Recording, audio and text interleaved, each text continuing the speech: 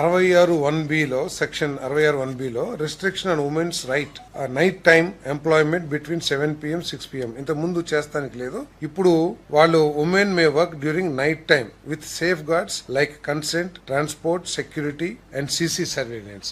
Proper safe guards తీసుకుని వారికి camera surveillance పెట్టి వాళ్ళకి ప్రాపర్ ట్రాన్స్పోర్ట్, తర్వాత అదేవిధంగా వారు పనిచేసే చుట్టుపక్కలంతా కూడా కాంతివంతమైన ప్రదేశంగా ఉండే కొన్ని నిబంధనలు ఏర్పాటు చేసి మహిళలు కూడా రాత్రిపూట పని చేయొచ్చు అని చెప్పేసి ఈ అమెండ్మెంట్ చెప్తా ఉంది.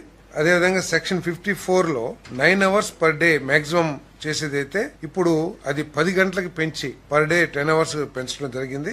సెక్షన్ 55లో ఇంత ముందు 5 hours కి 1 hour రెస్ట్ ఉండేది. ఇప్పుడు 6 hours కి రెస్ట్ పీరియడ్ ని మార్చారు.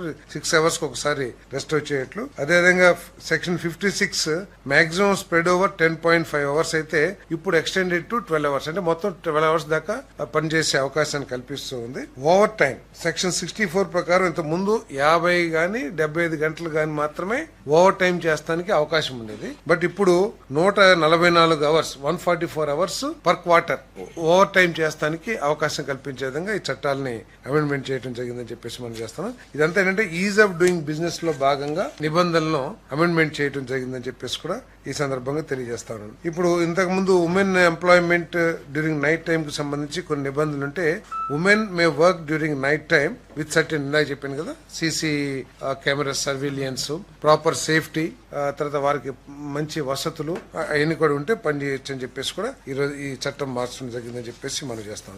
అంటే ఆదాయం పెరిగింది కదా, ఎక్స్ట్రా వర్క్ చేస్తారు. ఓటీ ఇప్పుడు ఇంత ముందు 50 గంటలే చేస్తానికి అవకాశం ఉండేది, ఇప్పుడు 144 గంటలు చేస్తానికి అవకాశం ఉంది. దానివల్ల ఆదాయం కూడా పెరుగుతుంది. అదేవిధంగా ఇది నిబంధనల మూలంగా ఏంటంటే ఉమెన్ వ్యవస్థీకృత రంగంలో కూడా, అంటే ఫార్మల్ సెక్టర్స్, ఇంత ముందు చిన్న కుటీర పరిశ్రమలు, చిన్న పరిశ్రమలు పనిచేసేవాళ్ళు ఇప్పుడు ఎస్టాబ్లిష్డ్ ఫ్యాక్టరీస్ కానివ్వండి, లేకపోతే కార్పొరేట్ సెక్టర్స్ లో కూడా పనిచేయడానికి వాళ్ళకి అవకాశం లభిస్తుందని చెప్పేసి మనం చేస్తాం.